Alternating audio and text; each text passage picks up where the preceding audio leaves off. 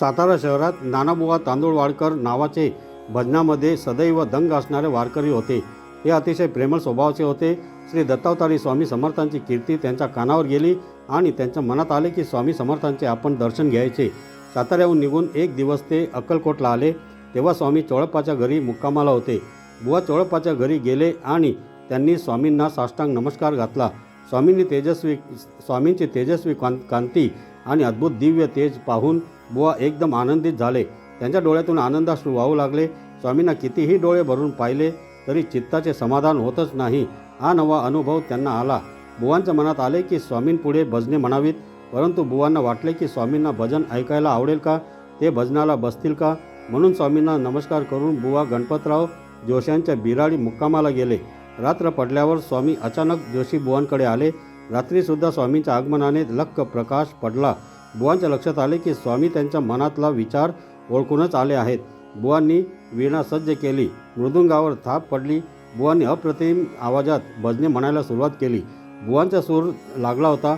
स्वामी भजने ऐकत होते. इतक्यात बुवांचा स्वर थांबला आणि ते घटकाभर स्वामींकडे पाहतच राहिले. लोकांना काहीच कळेना. बुवा काही वेळाने भानावर आले आणि त्यांनी भजने पूर्ण केली. तेव्हा गणपतराव जोशी यांनी बुवांना विचारले की बुवा, भजन चालू असताना तुम्ही घटकाभर थांबलात आणि स्वामींकडे पाहतच राहिलात. कृपा करून काय घडले ते सांगाल का. बुवा म्हणाले, स्वामी भजन ऐकण्यात तल्लीन झाले होते, परंतु स्वामींनी मला अचानक पंढरीच्या विठोबाचे दर्शन दिले. ते रूप पाहून मी भान हरपून त्या सावळ्या विठ्ठलाकडे पाहतच राहिलो. बुवांचे बोलणे ऐकून सर्व भक्तजन आनंदाने बेभान झाले आणि सर्वांनी बुवांना उचलून घेतले, कारण प्रत्यक्ष दत्तावतारी स्वामींनी बुवांना भगवंताचे दर्शन घडवले होते. अक्कलकोटजवळ मोरगाव नावाचे एक छोटे शहर होते. तेथे नागू अण्णा कुलकर्णी नावाचे एक वकील होते. त्यांचे दुर्दैव असे की वयाच्या 40व्या वर्षी त्यांना अचानक अंधत्व आले. खूप प्रकारचे औषधोपचार झाले, खूप पैसे खर्च झाले, परंतु अजिबात गुण येईना. त्यांच्या घरच्यांना खूप काळजी वाटू लागली. वकिलीवर परिणाम झाला. पैशाची आवक संपली. काय करावे ते नागू अण्णांना कळेना. देवाचा प्रकोप झाला आहे हे त्यांना जाणवले. तेवढ्यात त्यांच्या जवळच्या एका सुहृदयाने त्यांना सांगितले की तुळजापूरच्या देवीला शरण जा. 6 महिने देवीला प्रदक्षिणा घाला, अनुष्ठान करा. नागू अण्णा सोबत घेऊन तुळजापूरला गेले. तिथल्या पुजाऱ्याला आपली व्यथा सांगितली. देवीची सेवा कशी करावी ते विचारले. तेव्हा पुजाऱ्याने सांगितले की 2 प्रहरापर्यंत प्रदक्षिणा घालाव्यात आणि 3ऱ्या प्रहरी थोडे भोजन करावे. नागू अण्णांनी अत्यंत श्रद्धेने देवीला प्रदक्षिणा घालायला सुरुवात केली. 6 महिने होत आले. देवीचा काहीच दृष्टांत झाला नाही. त्यांना काळजी वाटली. एके दिवशी पहाटे देवीचा दृष्टांत झाला की इथे राहू नकोस, अक्कलकोटास श्री दत्तावतारी स्वामी समर्थांकडे जा. नागू अण्णांना जाग आली आणि त्यांनी पुजाऱ्याला स्वप्न दृष्टांत सांगितला. पुजाऱ्याने नागू अण्णांना देवीची ओटी भरायला सांगून पूजा करायला सांगितली. नागू अण्णांनी अत्यंत व्यवस्थितपणे पूजा केली आणि अक्कलकोटास आले. स्वामींचे दर्शन घेण्यासाठी नागू अण्णा गेले तेव्हा स्वामी शाल पांघरून पलंगावर निजले होते. वास्तविक नागू अण्णांना दिसत काहीच नव्हते. त्यांनी आपले डोके स्वामींच्या चरणाशी ठेवले तेव्हा स्वामी एकदम म्हणाले, देवी, त्या नागू अण्णाला माझ्याकडे कशाला पाठविलेस? थोडी विश्रांती घ्यायची म्हणत होती तर हे लचांड माझ्या मागे लागले. इथे माझ्याकडे नको, तू आपला पंढरपुरात जा. स्वामींनी अशी आज्ञा दिली आणि डोक्यावरून पांघरून घेऊन गाढ झोपी गेले. नागू अण्णांना काय करावे हेच कळेना. आयुष्यभर अंधार चाचपडावा लागणार याचे त्यांना वाईट वाटले. ते स्वामींच्या चरणाशी बसले. तेव्हा सेवेकरी त्यांना म्हणाले, तुम्ही भाग्यवान आहात. स्वामींनी तुम्हाला पंढरपुरात जायला सांगितले. निश्शंक मनाने जा. नागू अण्णा म्हणू लागले की देवीने तुळजापूरहून येथे पाठविले. स्वामींनी सांगितले पंढरपुरात जा. मी फिरतच राहायचे का? नागू अण्णांनी आपली व्यथा सांगितली. तेव्हा स्वामी एकदम कडाडले.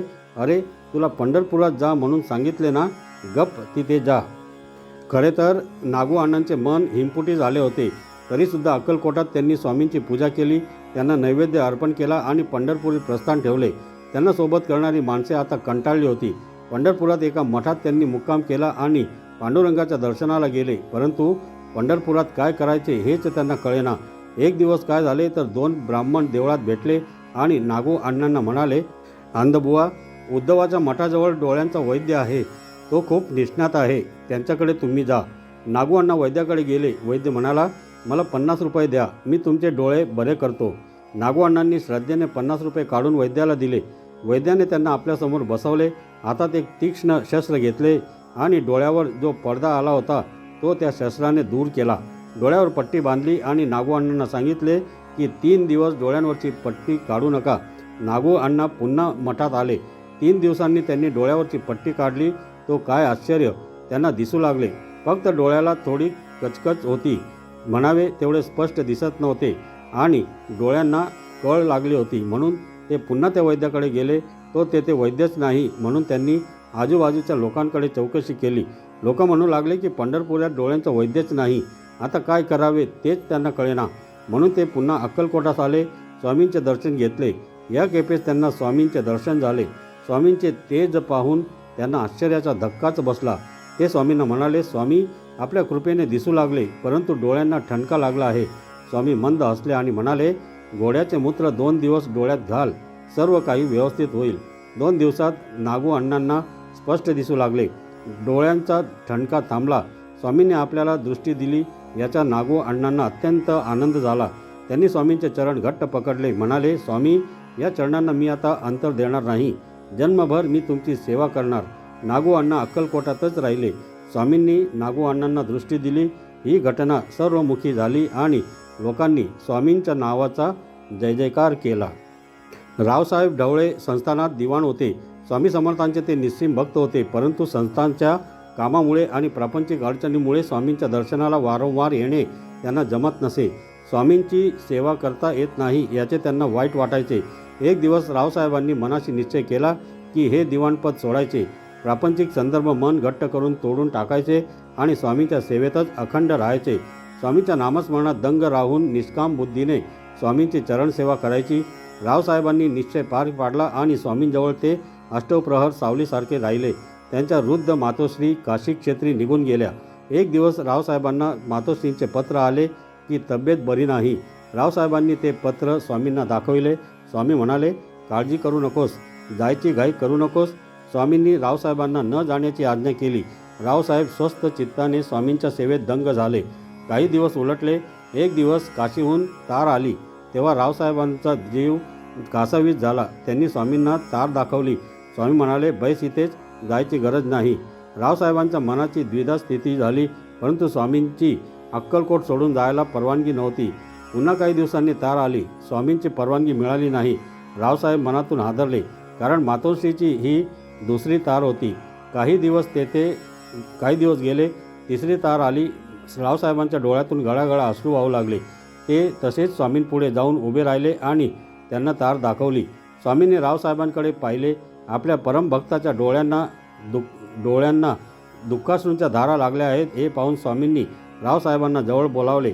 आपल्या हातांनी त्यांचे अश्रू पुसले आणि म्हणाले, तू जा आता. रावसाहेब काशीला गेले. मनात धाकधूक होतीच. त्यांना आईचे दर्शन झाले.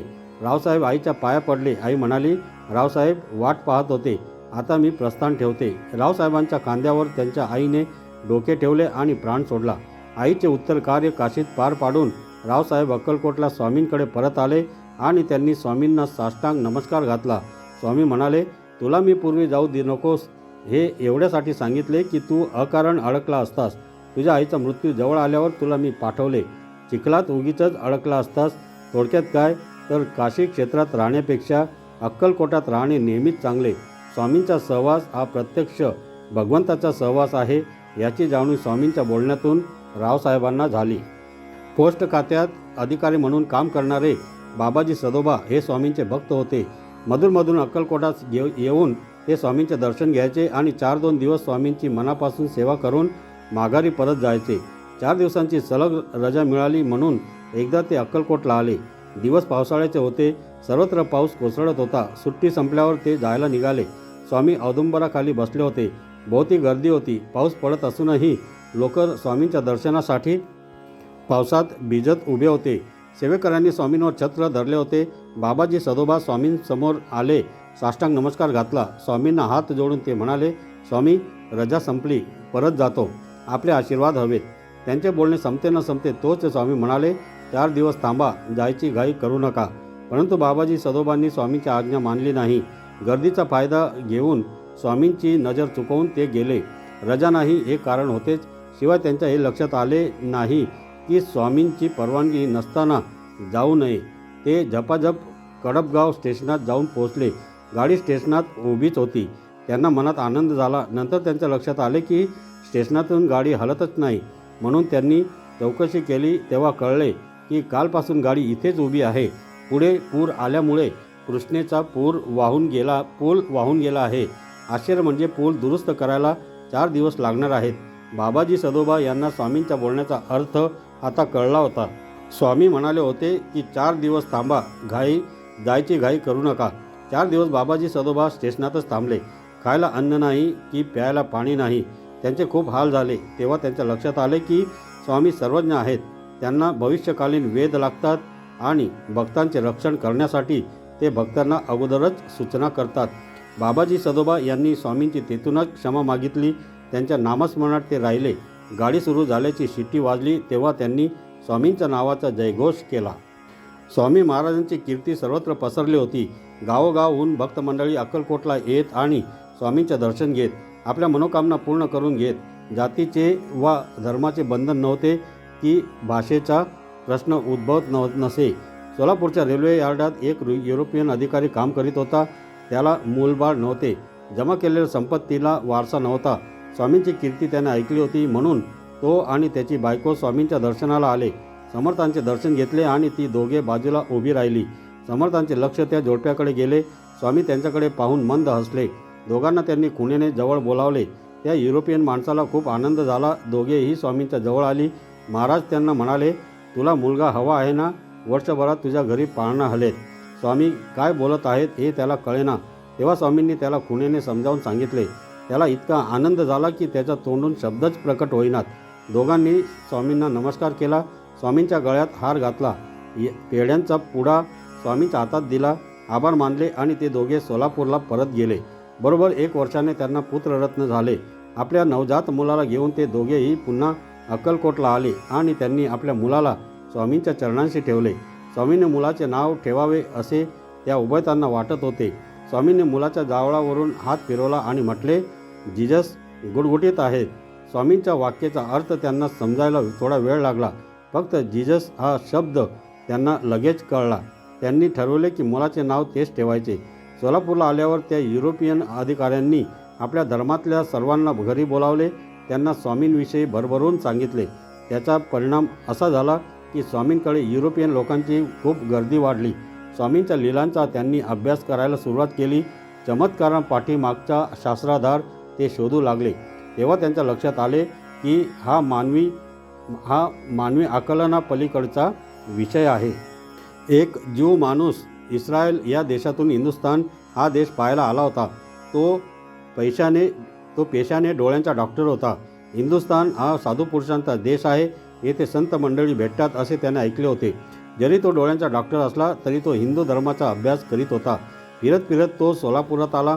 योगायोगाने त्याला स्वामींची कृपा प्रत्यक्ष अनुभवलेला एक युरोपियन माणूस भेटला. इस्रायली माणूस हिंदुस्थान पाहायला आला आहे आणि तो हिंदू धर्माचा अभ्यास करतो आहे हे कळल्यावर त्याने त्या ज्यू माणसाला स्वामींची संपूर्ण हकीकत सांगितली आणि स्वामींचे दर्शन घे असे आवर्जून सांगितले. इतकेच नव्हे तर तो युरोपियन माणूस त्याला म्हणाला, मी तुझ्याबरोबर अक्कलकोटला येतो. संत पुरुष कसा असतो हे तू केवळ अभ्यासाने ठरवू नकोस तर त्यांचा प्रत्यक्ष अनुभव घे. स्वामी समर्थ केवळ संत नाहीत तर ते परमेश्वर आहेत. युरोपियन माणूस स्वामींविषयी एवढे भरभरून बोलतो आहे हे ऐकून तो इस्रायली डॉक्टर भारावून गेला. दोघेही अक्कलकोटला गेले. तेव्हा स्वामी गणपतराव जोशांच्या घरात बसले होते. गर्दी खूप होती. इस्रायली माणूस स्वामींसमोर आला आणि तो आश्चर्यचकित झाला. स्वामींचे तेजस्वी रूप त्याच्या डोळ्यात मावेना. तो आनंदाने नाचू लागला कारण इतकी वर्ष जो अभ्यास चालत होता त्याचे मूर्त दर्शन त्याला स्वामींच्या ठिकाणी झाले. त्या इस्रायली माणसाला पाहिल्यावर स्वामी चटकन म्हणाले, डॉक्टर, अक्षरांवरून नजर फिरवली तर अभ्यास केल्याचे समाधान मिळते. अनुभव ही गोष्ट वेगळी असते. स्वामी एवढेच म्हणाले तेव्हा इस्रायली माणसाला धक्काच बसला. स्वामींना आपली काहीही माहिती नसताना आपण हिंदू धर्माचा अभ्यास करतो आहोत आणि संत अनुभव घ्यावा म्हणून हिंदुस्थानात आलो आहोत हे कसे कळले? स्वामी म्हणाले, तुम्ही डोळ्यांचे डॉक्टर परंतु दृष्टी देणे ही गोष्ट फार वेगळी. त्यासाठी भगवंतावर श्रद्धा आणि प्रेम लागते. भगवंताशी अनुसंधान ठेवावे लागते. इस्रायली माणूस स्वामींचे हे बोलणे ऐकून आनंदाने गदगदू लागला. त्याने स्वामींना साष्टांग नमस्कार घातला. तो स्वामींना म्हणाला, समर्थ, आपण भगवंताचे पूर्णावतार आहात. माझी तशी खात्री झाली आहे. मी इस्रायलला परत जाणार आहे, तेव्हा मला तुमची आठवण म्हणून काहीतरी द्याल का? स्वामींनी त्याला गळ्यातला हार काढून दिला. त्या हारातली फुले कधीच सुकली नाहीत. हा अनुभव घेऊन तो इस्रायली डॉक्टर आपल्या मायदेशी परत गेला. बडोद्यात हरिश्चंद्र गोपाळ नावाचे स्वामी समर्थांचे निस्सीम भक्त राहत होते. अखंड स्वामी स्मरण हा त्यांचा आवडता छंद होता. मधूनमधून ते अक्कलकोटला स्वामींच्या दर्शनाला जायचे. बडोद्यातल्या ब्रह्मनिष्ठ वामन बुवांबरोबर ते स्वामींविषयी बोलत राहायचे. वामन बुवा हे स्वामींचे निस्सीम उपासक होते. स्वामी समर्थांची वामन बुवांवर विशेष प्रीती होती. त्यांच्यामुळेच हरिश्चंद्र गोपाळ अक्कलकोटला जाऊ शकले. तर हरिश्चंद्र गोपाळ रोज स्वामींच्या पादुकांची पूजा करायचे. एकदा काय झाले तर त्यांच्या घरी स्वयंपाक करायला म्हणून एक माणूस आला. त्याने स्वयंपाक करून घरातल्या सर्वांना जेवायला वाढले. स्वतः नंतर जेवला. योगायोगाने काय घडले तर हरिश्चंद्र गोपाळ यांनी स्वामींच्या मठासाठी दान द्यायचे म्हणून 2000 रुपये देवघरातल्या स्वामींच्या पादुकांपाशी ठेवले होते. स्वयंपाक करणाऱ्या त्या माणसाने स्वामींच्या पादुकांशी ठेवलेले ते 2000 रुपये पाहून मनाशी निश्चय केला होता की हे पैसे आपण जाताना हळूच उचलायचे. तो केवळ संधीची वाट पाहत होता. दुपार झाल्यामुळे घरातल्या सर्वांना झोपेची गुंगी आली. ती संधी साधून स्वयंपाकाचे ते 2000 रुपये घेतले आणि पावले न वाजवता हळूच सटकला. हरिश्चंद्र गोपाळ यांच्या नंतर लक्षात आले की स्वयंपाकाने आपले 2000 रुपये चोरून नेले. त्यांनी स्वयंपाकाचा खूप तपास केला, परंतु तो सापडला नाही. स्वामींच्या मठाला दान द्यायचे पैसे स्वयंपाकाने पादुकांचा विचार न करता कसे चोरले याचे हरिश्चंद्र गोपाळांना आश्चर्य वाटत होते. काही दिवस लोटल्यावर ते अक्कलकोटला गेले असताना स्वामींना त्यांनी ही हकीकत सांगितली. स्वामी चटकन म्हणाले, स्वयंपाकाला पकडून तुरुंगात ठेवले आहे, तुम्ही तेथे जा, पैसे मिळतील. हरिश्चंद्र गोपाळ गेले. त्यांनी स्वयंपाकाला ओळखले. त्यांचे 2000 रुपये परत मिळाले. ते तडक पुन्हा स्वामींपाशी आले आणि ते 2000 रुपये स्वामींच्या चरणांशी ठेवले. स्वामींनी त्यांना सांगितले, हे पैसे परत घेऊन जा. बडोद्यात त्याची आवश्यकता आहे, तिथल्या मठाला द्या. स्वामी अंतर्ज्ञानी आहेत याची प्रचिती हरिश्चंद्र गोपाळांना आली. एका ब्राह्मणाने आपल्या वडिलोपार्जित व्यवसायात खूप कष्ट करून खूप पैसे कमावले. सुखाचे संपन्न दिवस भगवंताच्या कृपेने तो प्रत्यक्ष अनुभवत होता. फक्त एकच दुःख नवरा बायको दोघेही अनुभवत होते. त्यांना मूलबाळ नव्हते. घरात चिमुकली पावले रेंगाळलीच नाहीत म्हणून दोघेही एकदा गाणगापूरला गेले. श्री दत्तात्रेयाची पूजा केली आणि नवस केला की प्रभू, आपल्या कृपेने आम्हाला पुत्र लाभ झाला तर सहस्र भोजन घालू. आश्चर्य म्हणजे त्यांची देव प्रार्थना फळाला आली आणि वर्षभरात त्यांना मुलगा झाला. परंतु त्याच सुमारास ते करीत असलेल्या व्यवसायात फार मोठी खोट आली. ब्राह्मणाचे दिवाळे वाजले. समाजातली पत गेली. त्याचा ब्राह्मणाच्या मानसिकतेवर परिणाम झाला आणि त्यातच त्याला हृदयाच्या विकाराचा तीव्र झटका आला आणि त्यातच ब्राह्मणाचे निधन झाले. ब्राह्मण पत्नी त्यामुळे उघड्यावर पडली. काय करावे हे तिला कळेना. आपल्या हातून नवस फेडला गेला नाही याची तिच्या मनाला विलक्षण बोच होती. लेकरू लहान, घरात अन्न दशा झालेली, यजमान गेले, पैसा गेला, नवस कसा फेडायचा या विचाराने ती ग्रासली होती. शेजारणीने तिची व्यथा जाणली. ती बाई ब्राह्मण पत्नीला म्हणाली, तू गाणगापूरला पुन्हा जा, साक्षात श्री दत्तात्रेयांची सेवा कर, ते आपला नवस तुझ्याकडून फेडून घेतील. सल्ल्याप्रमाणे ती ब्राह्मण पत्नी गाणगापूरला गेली. काही दिवस तिने पूजा केली. एक दिवस तिला स्वप्न दृष्टांत झाला. स्वतः श्री दत्त प्रभूंनी ब्राह्मण स्त्रीला दर्शन दिले आणि सांगितले, माझा अवतार असलेले श्री स्वामी समर्थ जे आहेत ते अक्कलकोटात वास्तव्याला आहेत. त्यांना तू जेवण करून स्वतःच्या हाताने भरव, म्हणजे तुझा नवस फिटेल.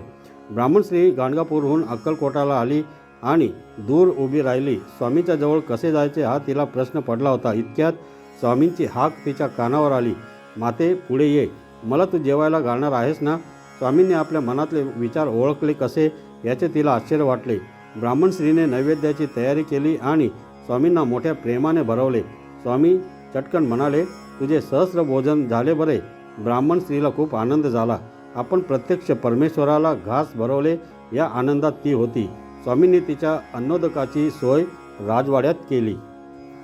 शेषाचार्य अग्निहोत्री नावाचा एक दशग्रंथी ब्राह्मण अक्कलकोटात राहत होता. वृत्तीने अतिशय सात्विक असलेला हा ब्राह्मण स्वामींचा परमभक्त होता. रोज सकाळी सर्व प्रकारची अन्निके आटपून घरातल्या देवांची पूजा करायच्या अगोदर स्वामींची पूजा करायचा. स्वामींची सुद्धा या ब्राह्मणावर खूप मर्जी होती. स्वामींच्या समोर गावोगावचे भक्त दर्शनाला आले की पेढे बर्फी ठेवायचे. स्वामी काय करायचे की प्रसाद म्हणून येणाऱ्या प्रत्येकाच्या हातात पेढे बर्फी ठेवायचे. मुक्या प्राण्यांना सुद्धा स्वामी पेढे खाऊ घालायचे. फक्त या शेषाचार्याला ते चुकूनसुद्धा पेढे बर्फी देत नसत. ब्राह्मणाच्या मनात नेहमी एक विचार यायचा की समर्थ सर्वांना पेढे बर्फी देतात, मला मात्र अजिबात देत नाहीत. एके दिवशी काय झाले की स्वामींची पूजा झाल्यावर ब्राह्मणाने स्वामींपुढे हात केला आणि पेढ्याचा प्रसाद मागितला. महाराज काहीही बोलले नाहीत की त्यांची पेढ्याचा प्रसाद काही ब्राह्मणाच्या हातात ठेवला नाही. यामुळे ब्राह्मणाला खूप वाईट वाटले. त्या दिवसानंतर स्वामींनी शेषाचार्य अग्निहोत्री या ब्राह्मणाला दर्शन यायचे बंद केले. शेषाचार्य आला की स्वामी तोंडावर पांघरून घेऊन निजायचे. ब्राह्मणाला त्यामुळे खूप वाईट वाटले. आपल्यावर मनापासून प्रेम करणारे स्वामी आपल्यापासून का दुरावले याचा तो खूप विचार करू लागला. एके दिवशी ब्राह्मण खास बागेत शेणाचे गोळे घालण्यासाठी गेला असता त्याला स्वामी दिसले. तो धावत धावत स्वामींपाशी गेला तेव्हा स्वामी अंगावर पांघरून घेऊन गाढ झोपी गेले. ब्राह्मणाच्या त्या क्षणी लक्षात आले की आपण ज्या दिवशी पेढे मागितले त्या दिवसापासून स्वामींनी आपल्याला दर्शन द्यायचे बंद केले. वास्तविक आपल्याला स्वामी मोक्ष देऊ पाहत होते आणि आपण पेढे मागितले. आपली वासना पेढ्यात अडकली. मी किती भ्रष्ट आहे. ब्राह्मणाने मनातल्या मनात स्वामींची क्षमा मागितली. मी कधीही तुमच्याकडे अशाश्वत मागणार नाही, मला क्षमा करा असे म्हणून ब्राह्मणाने शेणाचा गोळा आपल्या तोंडात कोंबला. ते विचार स्वामींनी अंतर्ज्ञानाने ओळखले आणि स्वामींनी डोक्यावरचे पांघरून काढून ब्राह्मणाला हाक मारली. स्वामींची प्रेम भरले हाक ऐकून तो आनंदाने बेहोश झाला. स्वामींच्या चरणांशी तो अक्षरशः कोसळला. ते म्हणाले, पोटभर बर्फी खाल्लीस ना, मला थोडी ती दे असे म्हणून स्वामी कदाकदा हसू लागले. बुवांवरचा राग स्वामींचा निघून गेला होता. तर मंडळी, पुढील कथेसाठी पुढील व्हिडिओ नक्की ऐका. धन्यवाद.